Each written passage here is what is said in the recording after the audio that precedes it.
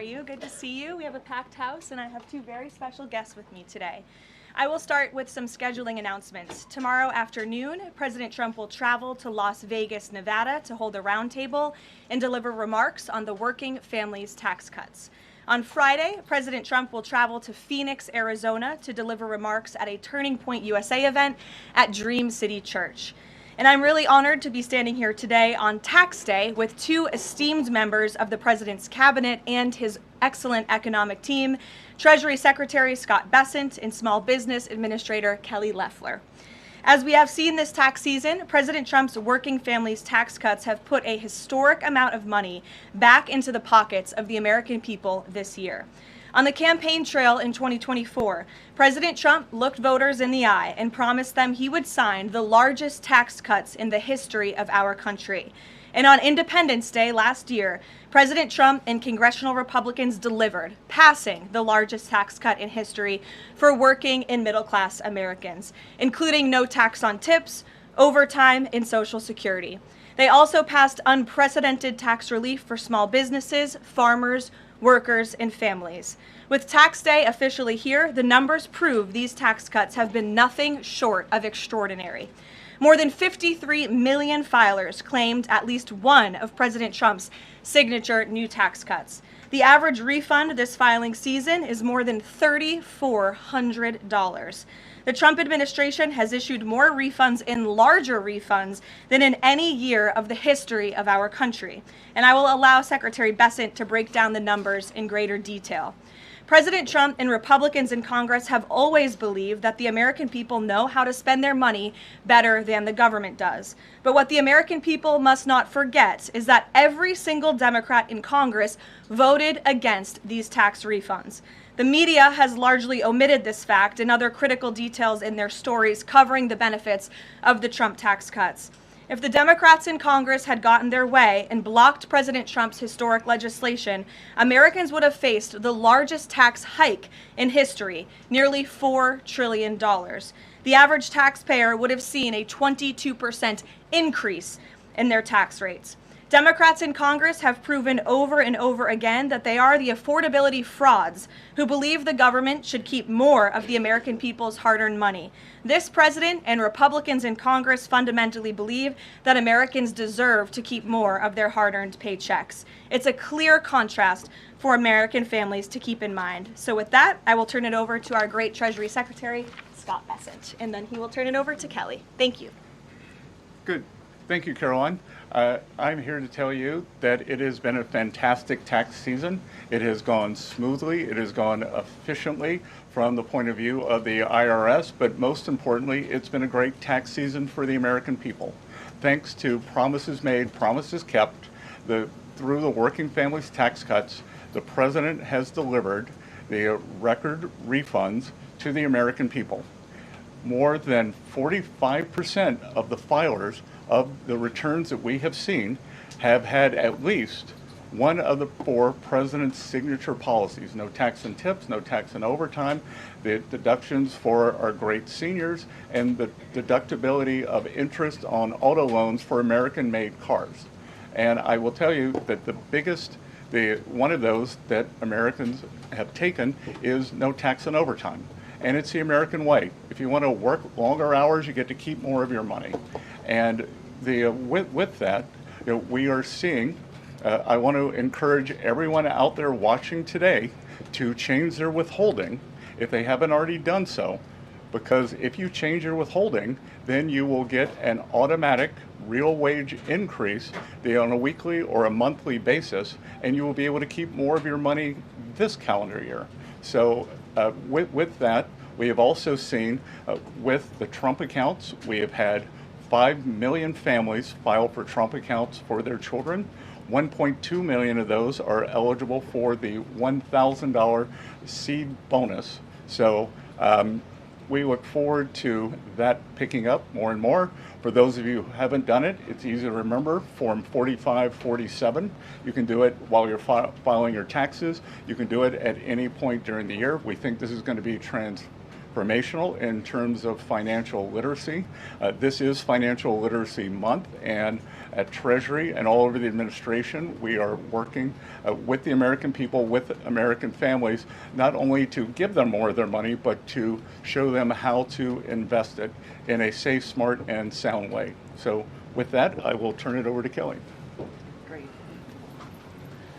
Thank you, Scott, and good afternoon, everyone. Excited to be here on Tax Day, important day for small business because small business and their employees have real relief thanks to President Trump's working family tax cuts. As Administrator of the U.S. Small Business Administration, it is my great honor to serve our great president as the cabinet-level voice for America's 36 million small businesses. President Trump is right. Small business is big business. Indeed, they are a massive economic engine that creates 2/3 of all new jobs. They represent 99% of all businesses, and they drive about half of our GDP. The working family tax cuts are putting money back into the pockets of the hardest working Americans. That's why small business and their employees are benefiting the most. President Trump and congressional Republicans have saved Americans from a $4 trillion tax hike, including a staggering 20% tax increase on working families. It would have destroyed millions of jobs. Now, I've traveled the country from Maine to Alaska, and not a single worker, not a single small business asked to pay $1 more in taxes. Yet every single congressional Democrat voted to raise taxes, not just on small businesses, on our workers, on our seniors, on hardworking families.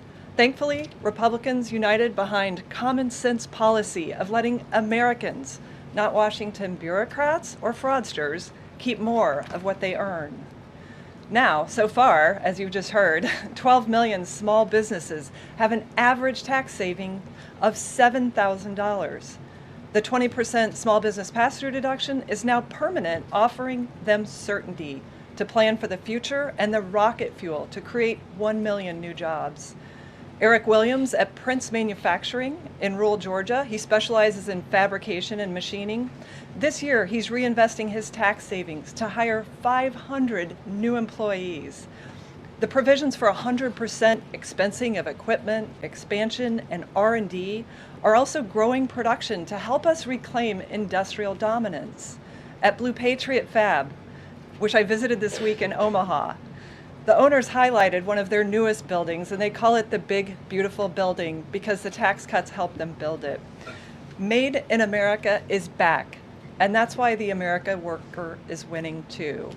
No tax on tips and overtime means that millions of employees are now rewarded, not punished, for working more. And it's already benefited, as you just heard, 31 million taxpayers. In Baltimore, John and Tony Minidakis are proud second-generation owners of Jimmy's Seafood. Now, with no tax on tips and overtime, their 200 employees know that coming into work means going home with more pay. And Wade, a CNC machinist that I met at Lehigh Valley Plastics in Pennsylvania, said he routinely takes on extra shifts, and now the tax cuts reward his extra effort. And the benefits aren't just for tax season. As you've heard, the Trump accounts are connecting young people from birth to the power of our free enterprise system. With 529 savings accounts and Workforce Pell for trade schools, we're now training the next generation of skilled workers to fill millions of open jobs at small businesses. So in closing, America is open for business again. Yet every Democrat voted no on the very tax relief that is restoring Main Street, that is putting more money back into the pockets of hardworking families. Small businesses are rebounding from years of Biden inflation, decades of unfair trade, and massive regulatory overreach. But thanks to President Trump's tax cuts, they now talk about expansion, hiring plans, and generational opportunity. This is America First in action. Lower taxes, rising wages, and a thriving Main Street. Now millions of Americans are getting their largest tax refund ever, and Main Street is getting historic tax relief to keep the American dream alive. Thank you. Good. And before we take questions, I want to provide some numbers for you all. So tax day statistics as of April 12th. Over 53 million filers, nearly 45%, claimed one of President Trump's signature tax cuts. The average tax cut for filers benefiting from one of President's new tax cuts is over $800. Over 6 million filers have claimed no tax on tips, with an average deduction of $7,100. Over 25 million filers have claimed no tax on overtime, with an average deduction of $3,100. Over 30 million seniors have claimed the enhanced deduction for seniors, with an average deduction of $7,500. And over 1 million filers have claimed no tax on car loan interest on American cars, for an average deduction of over $1,800. The average refund this filing season is over $3,400. Over 34 million families have claimed Republicans' enhanced child tax credit, which is permanently doubled and expanded by the working families tax cuts. Over 105 million filers have claimed the permanently doubled standard deduction, simplifying tax filing for millions across America. So, as much as people do not like to pay their taxes, and we saw a survey today that 70% of Americans still believe that they are overtaxed, this is a great day for the American people. Thank you, Scott and Kelly. We'll now open it up to questions. You're welcome to ask me questions or either of the great cabinet officials next to me. And we'll start, as always, with our new media seat, Mr. Posobiec. Why don't you kick us off? Thank you, Caroline. Secretary Bessent, if I may, there's been this media narrative out there that while we see the data on tax refunds, that it's not good enough, that the tax season has been too soft. What is your response to this media narrative regarding the tax refunds? Look, it's been an incredible tax season. We have done more with less at the IRS, that we have moved over millions of taxpayers to digital tax accounts, and that leaves us able to service more taxpayers in person and on the phone. And as we can see, the economy was very strong. We are seeing growth across the board in all areas, and as Kelly said, small business, Main Street are really the big beneficiaries, and this is what they don't want you to hear. That Wall Street always done great. This administration is focused on parallel prosperity and bringing prosperity back to Main Street, and that starts with people keeping more of their money. And one for Caroline, as well as the administration in general, if I may. This past Saturday, I published a video of now former Representative Eric Swalwell in bed. And you mentioned the president's heading to Las Vegas. Well, Eric Swalwell was in Las Vegas in this video. I'm told, according to geotagging, this scandal has erupted now. Accusers coming forward, many others coming forward, as well as questions regarding his extremely close relationship with Arizona Senator Ruben Gallego. And I want to know if the administration had any comment on the fact that Senator Gallego seemed to be very vocal about wanting the release of the Epstein files, and yet when questions come to his own involvement with Eric Swalwell, he doesn't seem to want to provide anything. Yeah, look, I think the accusations and allegations against former Representative Swalwell are despicable and disgusting. I think it's also quite plausible, as you point out, Jack, that there were many other Democrats in this town on Capitol Hill who knew about his perhaps illegal behavior, certainly his disgusting and inappropriate behavior, and why were they silent for so long? I think those are questions that must be raised of these sitting representatives, including Mr. Gallego, and I hope that the journalists in this room will do their jobs, and the journalists on Capitol Hill will do their jobs to ask Democrats in power how they knew about such despicable behavior from one of their elected representatives for so long, but never said or did anything about it. So that's what we hope to see as far as the White House and the President is concerned. Thank you. Peter. Thank you. I have one for you and then one for Secretary Bessent. Sure. For you, Caroline, there are now 10 American scientists who have either gone missing or died since mid-2024. They all reportedly had access to classified nuclear or aerospace material. Is anybody investigating this to see if these things are connected? I've seen the report, Peter. I haven't spoken to our relevant agencies about it. I will certainly do that and we'll get you an answer. If true, of course, that's definitely something I think this government and administration would deem worth looking into, so let me do that for you. Thank you. And Secretary Bessent, it doesn't sound like we're going to have $3 a gallon gas by summertime, which we had initially been told by the Energy Secretary.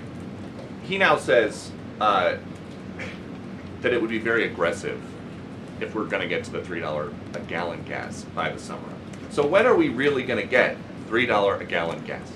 Well, I think that's going to be the up to how the negotiations go. President Trump said this morning that he thinks we're nearing the end.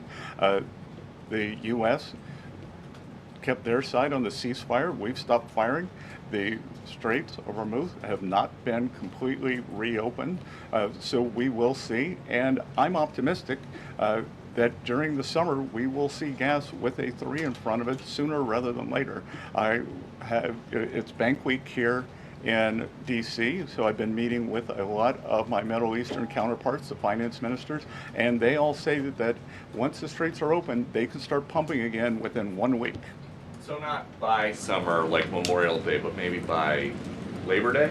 Again, I'm optimistic that sometime between June 20th and September 20th that we can have $3 gas again. And as I said this morning too, we are going to be watching the gas stations because they raise prices very quickly when when the crude oil prices went up.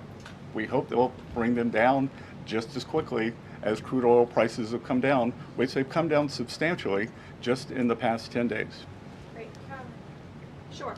Thank you so much, Caroline. Can you give us an update on the president's thinking on the next attorney general? A lot of names have been going around, like Ron DeSantis, Rudy Giuliani, Ed Martin. They're being floated as contenders. What qualities is the president looking for in a new AG? And will there be accountability for what many have described as weaponization within Biden's office when he was the president? Sure. Well, certainly ensuring that there's accountability for the weaponization of justice that took place under the Biden administration is a top priority for this president. With respect to names that are floated, there are always names floated in the press. Sometimes I have a chuckle when I read some of the reports about certain people floated for certain jobs. As far as the president is concerned right now, Todd Blanche remains the acting attorney general. The president feels he's doing a good job, and that's where it remains right now. I don't have any personnel updates for you today. Annie. Thank you, Caroline. I have a question for you and also for the Treasury Secretary. First of all, there was an interview that Dr. Mehmet Oz did recently where he described the president's views on his own diet. He said that he argued that diet soda is good for him because it kills grass. And if you pour it onto the grass, the grass is killed and it therefore must kill cancer cells. I'm wondering if you can, was this sort of an accurate description of how the president sees? Look, as we all know in this room, I think you know the president has a very good sense of humor. It's one of his most underreported characteristics, I would say. I have heard him tell this joke before. I think the Wall Street Journal should get a better sense of humor. And then another one for you.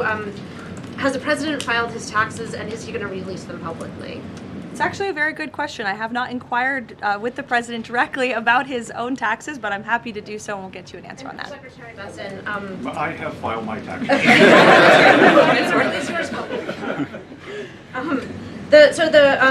The president has publicly said that you are the reason that he has not fired Chairman Jay Powell. Will you make that case again to him, as he's recently said that he still wants to fire the chairman? Look, I am confident that the process that we have laid out in terms of Kevin Warsh, becoming the next Fed chair, he's going to have the hearing on the 21st of this month. He's a great candidate. We know that the Republicans on the Senate Banking Committee are aligned in that, and I am very optimistic that Kevin Warsh will be the chair of the Fed on time, and that will be a moot question. Stephen, go ahead. Secretary Besson, you mentioned that the no tax on overtime is the biggest one that people are claiming. I think you said 25 million people. Have you seen evidence that more companies are offering overtime or that people are working more overtime and increasing their productivity? And the second question, the health insurance industry is advertising heavily in D.C., describing themselves as the good guys in the whole healthcare system. President Trump has threatened to haul in their executives and force them to lower prices. Can you provide any update on the administration's efforts there? Okay, so I'll take the second one last because that's not my area. I don't wear a lot of hats here, but I am sure that the president makes his views known with corporate executives, and if that is true, then they will be hauled before him. And with overtime, as Kelly and I go out and talk to employers and workers around the country, they all want more overtime. And there was this narrative that I think over 2 million illegal aliens have either voluntarily deported or been deported, and that there would be a worker shortage. Well, what better way to fill that gap than with overtime for hard-working Americans and for them to keep more of it? I don't know if you want to... Yeah, I'll just add that a great example are the factories that we see coming back thanks to 100% Made in America expensing. Coosa Steel is a great example in Rome, Georgia, where the owner was down to running one shift 1 day a week. He's up to 2 or 3 shifts 5 or 6 days a week.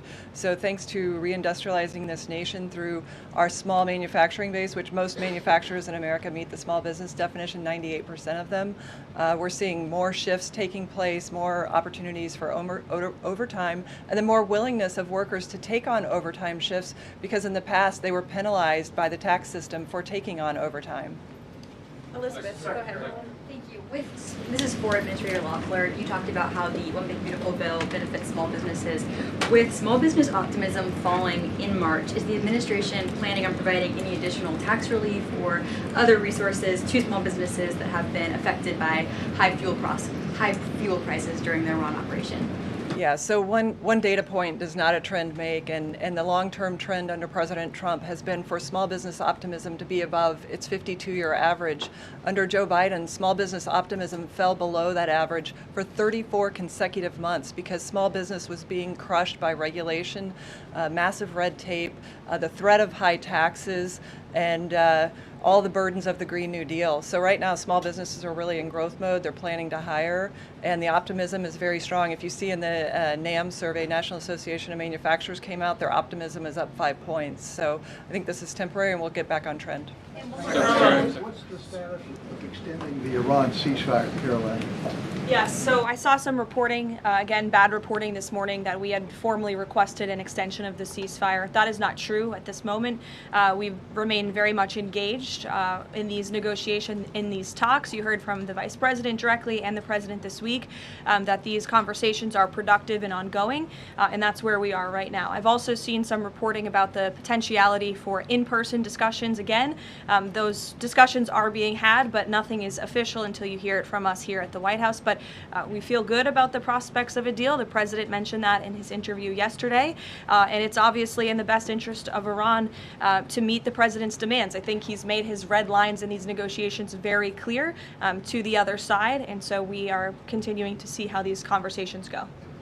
Would those talks be in Islamabad, or where would they be the next round? They would very likely be in the same place as they were last time, yes. With the same, I would just want to make one point that's important to the President. The Pakistanis have been incredible mediators throughout this process, and we really appreciate their friendship and their efforts to bring this deal to a close. So they are the only mediator in this negotiation. While there have been many countries around the world who want to offer their help, the President feels it's important to continue to streamline this communication through the Pakistanis, and so that's what continues to take place. Will. Thank you, Karoline.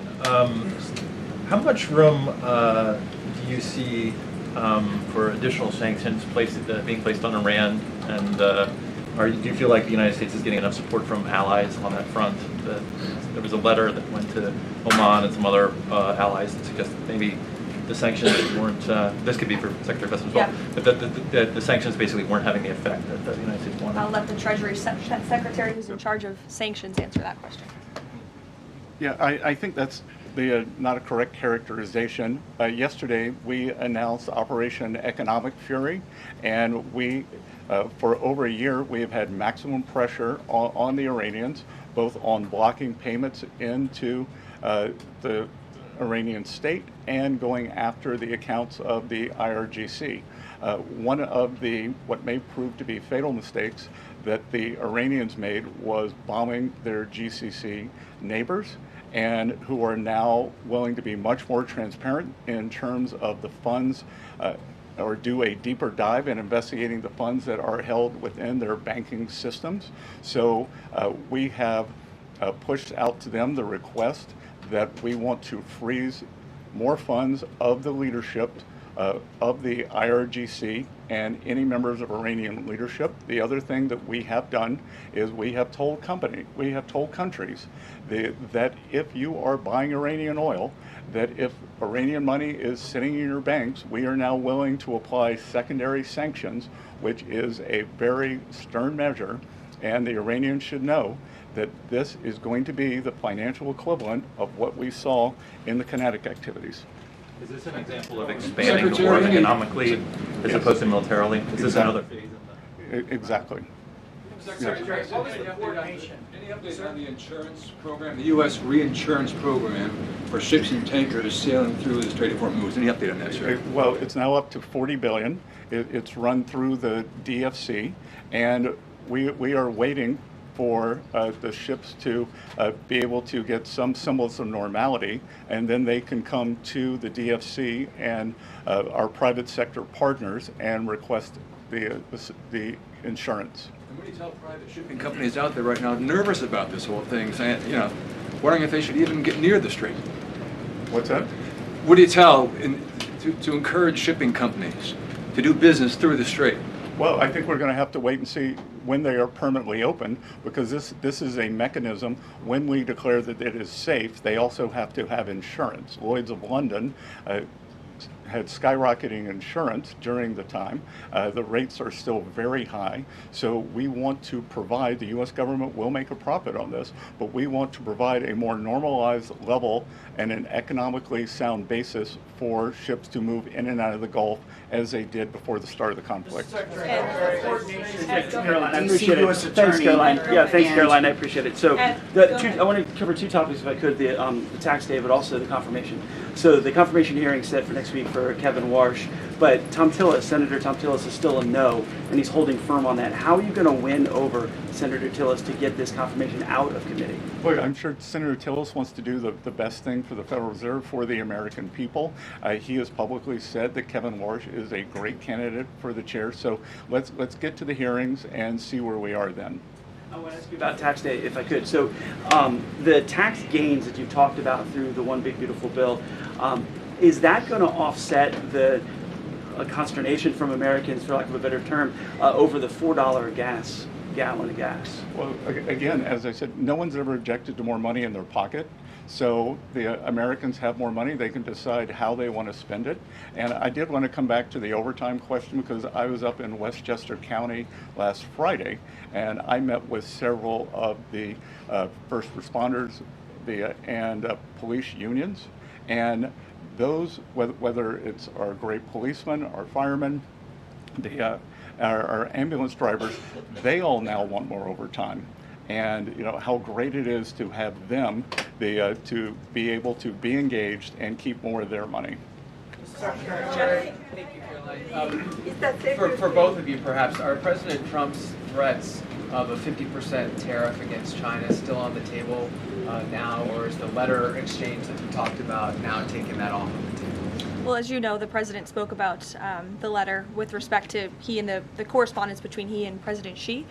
President Xi assured the president that they are not supplying Iran with weapons throughout this conflict, and that assurance was made to the president. It's obviously something the administration keeps close tabs on with respect to tariff. You have any update on that, Mr. Secretary? I don't have an update on the tariffs, but I do have an update on sanctions.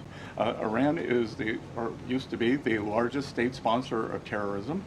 China was purchasing more than 90% of their oil, which is about 8% of China's energy needs. We believe this blockade in the Straits, there will be a pause of Chinese buying, but I will tell you that 2 Chinese banks received letters from the U.S. Treasury. I'm not going to identify the banks, but we told them that if we can prove that there is Iranian money flowing through your accounts, then we are willing to put on secondary sanctions. And are you, Nick, go ahead. Thank you, Caroline. Go ahead, Nick. Just a quick follow-up. So my question is, are you considering any more sanctions relief, Mr. Secretary, for countries that are suffering right now in order to give more oil to your allies? We will not be renewing the general license on Russian oil, and we will not be renewing the general license on Iranian oil. Because again, that was oil that was on the water prior to March 11th. Right.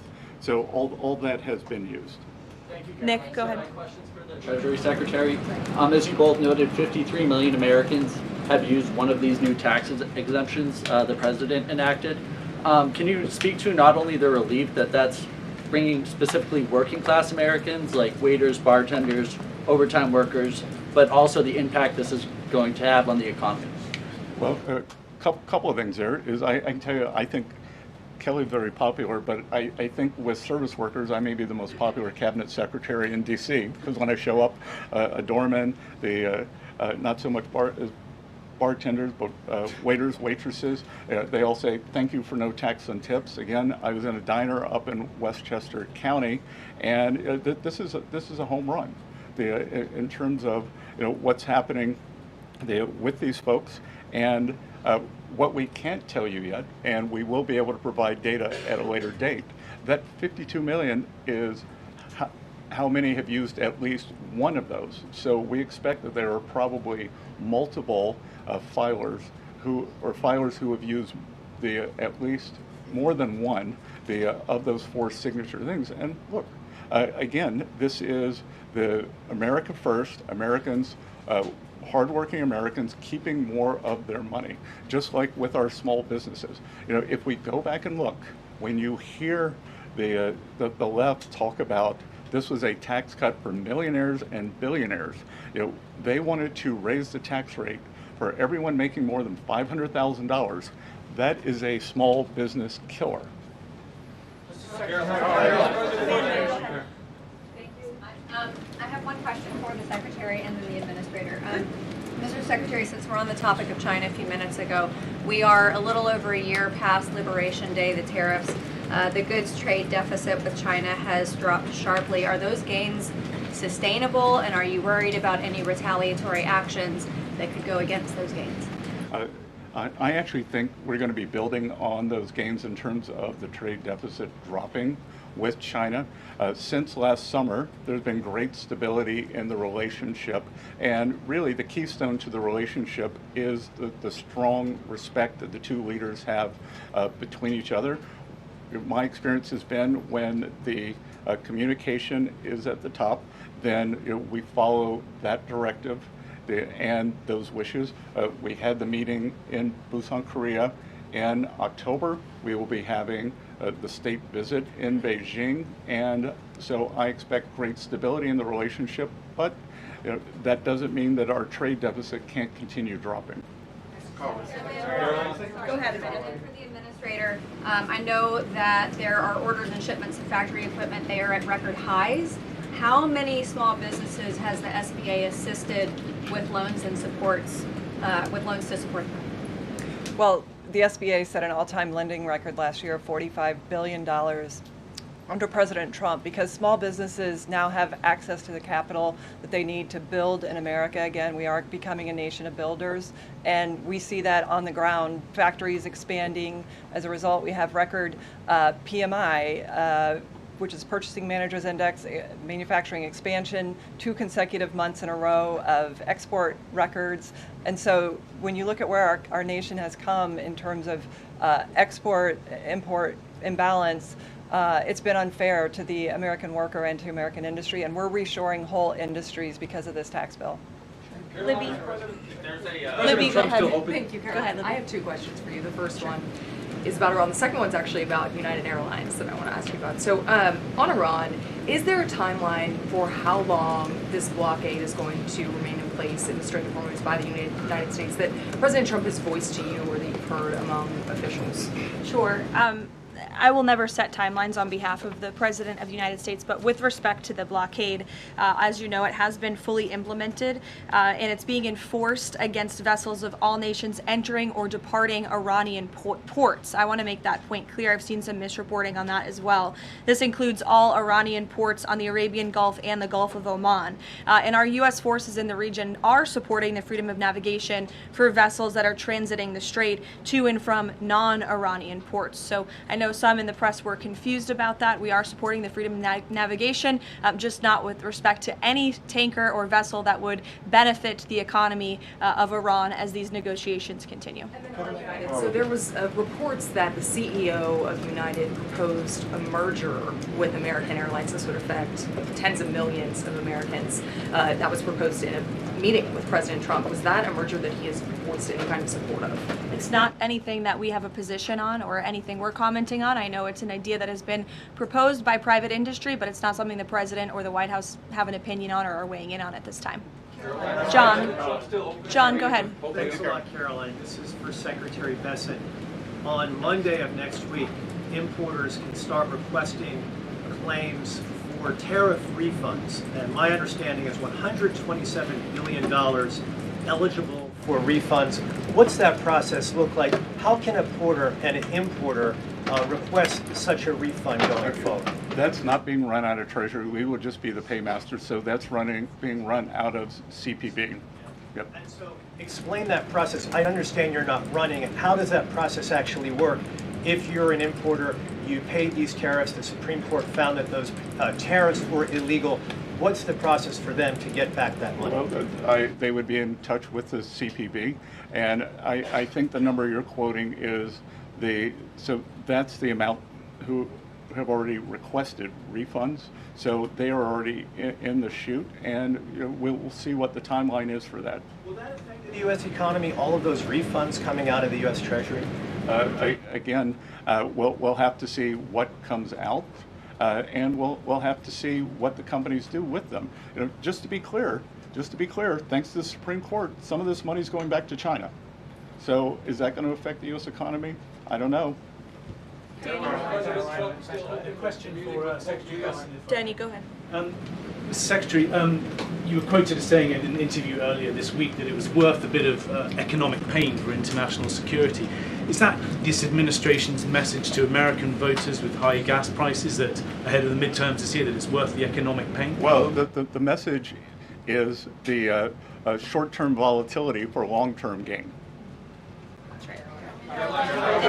And Danny, if I could add to that, the President's been very clear, again, as the Secretary just said, this is a short-term disruption for the long-term strategic goal of the United States to ensure that the world's leading state sponsor of terror cannot obtain a nuclear weapon. That's a good thing for the American people. That's a good thing for people all over the world. And as the President and his economic and energy team have repeatedly stated, as soon as the operation and now the negotiations with Iran conclude and the strait is reopened, we do expect gas prices to decrease. And thank goodness we have a president and an administration that believes in American energy dominance in bringing down prices at the pump.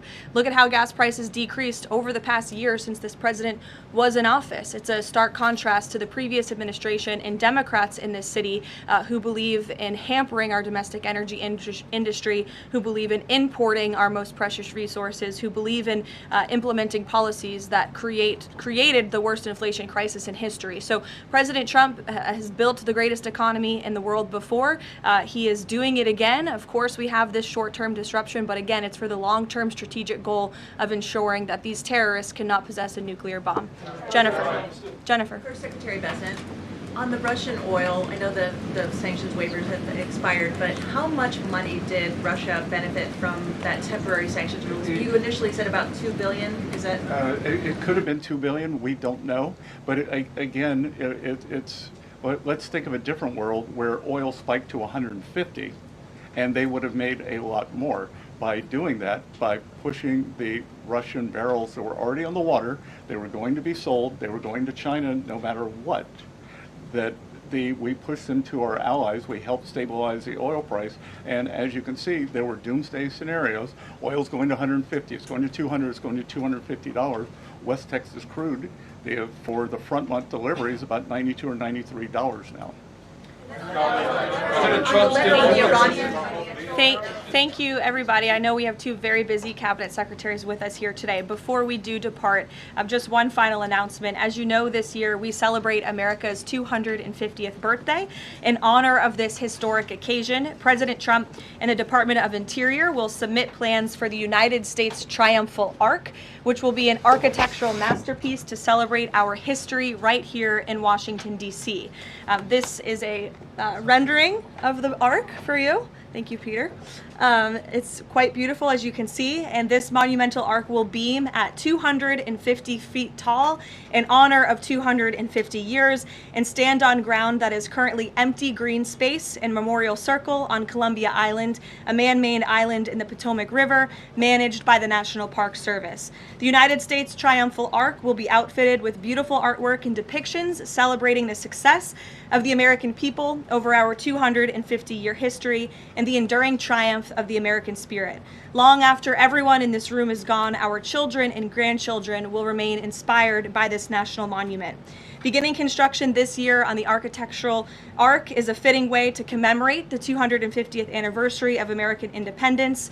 Great nations build beautiful structures that cultivate national pride and love of country, and this triumphal arch should be a project that all Americans of all political persuasions can support because it's a monument for every American to celebrate 250 years of our nation's proud history. And again, the plans for this will be submitted tomorrow. We'll have many more announcements with respect to our 250th anniversary in the coming months as we look forward to the 4th of July. Thank you very much, everyone. Have a great day.